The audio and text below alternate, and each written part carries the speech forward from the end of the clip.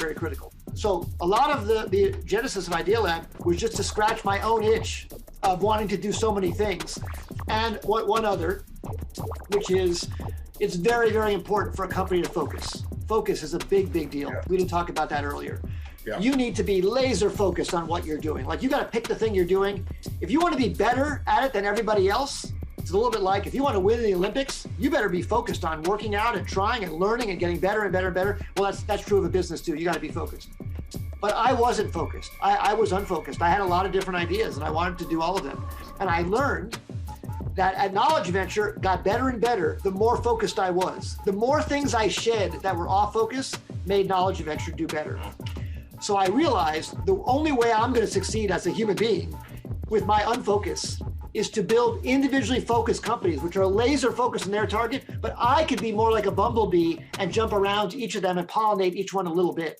Yes. And maybe Dakin, that's what you do now. Dakin, you have an ability to help many companies, and then you, Tony, you help millions of people, right? You're able to spread.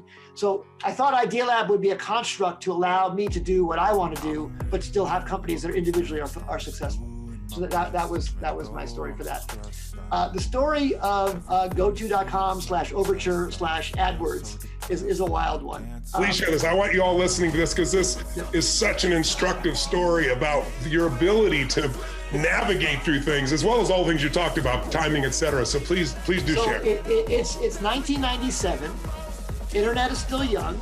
We've got about 20 companies in our portfolio. They're all trying to get attention on the internet, buying ads. AOL would charge you $3 million to buy the gardening section. And they wouldn't tell you how much traffic you're going to get. They wouldn't tell you how many page views you're going to get. They wouldn't tell you how many clicks you were going to get. It was ridiculous. And I was telling our CEOs, you can't do that. You need to know. The whole point about internet advertising is it should be accountable. You should know what you're going to get. And Yahoo was doing the same thing. Yahoo was charging on a CPM basis, cost per 1,000 ads, not telling you the quality of the view or anything like that. And this is for everyone to realize, this is prior to Google doing anything. Yahoo was a driving force. Some people are too young to even know it. Yeah. People only thought about search. They thought of Yahoo in those days. No one does. So the only way they were showing the search results was based on the frequency of the word on the page. So in other words, if you type in the word cars, looking for a good website on cars, the website that would show up higher was the one that had more occurrences of the word cars on it. So everybody figured that out. So all they would do is put the word cars on the page to get higher. So everybody was in a spamming war to get more and more spam. So I started thinking, how could we come up with a way to fix that problem? All of my companies want to buy cost-effective clicks. They all want to pay on a click-through basis, not on a CPM basis, and not $3 million for 3 years with unknown traffic. And we had this idea, after trying 10 other ideas through all of 1997, that none of them worked. We had this idea, what about if we charge on a click-through basis on each keyword? What about if we have an auction for every word in the English language and in every language? So on the word cars, websites could bid a click-through price, and the higher they bid, the higher they would show up. Well, that means you're just paying money to get the people to come to your website. Well, yeah, but if you pay money, you're not going to buy the wrong keywords because you have to be valid on cars to pay for the word cars. And so I came up with that idea, and everybody argued against it. Oh, that's ridiculous. You can't charge people for search listings. You can't charge people a search engine. I said, well, wait a minute. Yellow Pages does that. That's how you get ads in the Yellow Pages. The bigger ads show up first, then the smaller ads, and then the listings are at the end. Why don't we just be very transparent about what we're doing and tell what the cost per advertiser is and display it? So we did that. We started that in February of 1998, little search engine called Goto, goto.com. You go to goto.com, you type in a keyword, and all the listings would be sorted by price descending, and then the regular listings would be at the bottom. So we still would show everybody. It's just that you could show up higher if you bid more. What would happen was better results would rise to the top. They actually would, because you couldn't afford to pay 50 cents a click if you weren't relevant on that keyword, if you weren't actually delivering promise on that keyword. Right.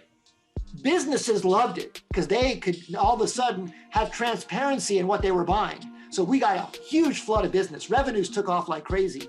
And soon, actual searchers loved it because they were getting valid businesses. They weren't getting spam anymore. Company took off like crazy, went public in a year, went to over $1 billion valuation, unbelievable. We were doing hundreds of millions in revenues.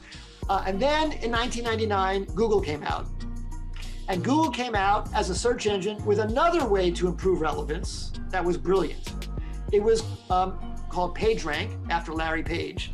And it was based on link strength. Their Stanford thesis was about, what about if we use the number of links into a website as a measure of the relevance of that website? And that was genius. And that was really good for non-commercial terms. So Google started taking off like crazy for non-commerce related searches. And we were taking off like crazy for commerce related searches. And I said, oh my God, we got to partner with them. And they came to us and said, we got to partner with you. You know how to make money. We have no revenues. We got to combine forces. We had numerous chances to combine with Google, and all of our chances didn't come to pass. What got in the way?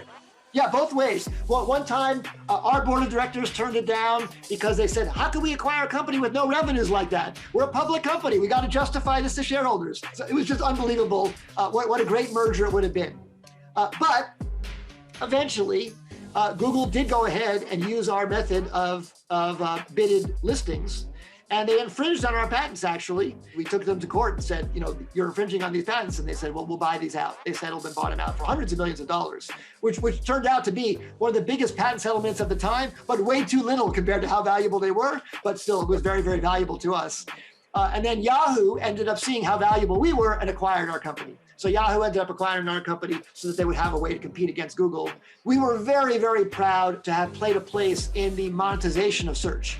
So Google invented probably the best search ever, but we invented maybe the best monetization of search. And together, which has made Google one of the most successful companies in the history of the world. And it started with the idea that you put it together, Bill Gross, you and your team. It's pretty amazing. What did you learn from that lesson, though? Because there were so many ups and downs. What did you pull from? One definitely was,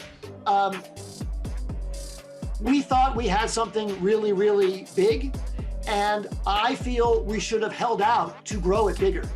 And other of our investors were so happy to get a multi-billion-dollar exit that we sold to Yahoo. And I wish we had stayed longer in it, because I think we realized it. I actually said, guys, I think this is a $100 billion opportunity. And people laughed at me, Bill, $100 billion. Actually, that was too little. It was bigger than $100 billion. But I was just picking the highest number I could think of as to how out there could I be. And they thought I was nuts. But I was nuts too low, not too high. That's near $1 trillion now. That's insane.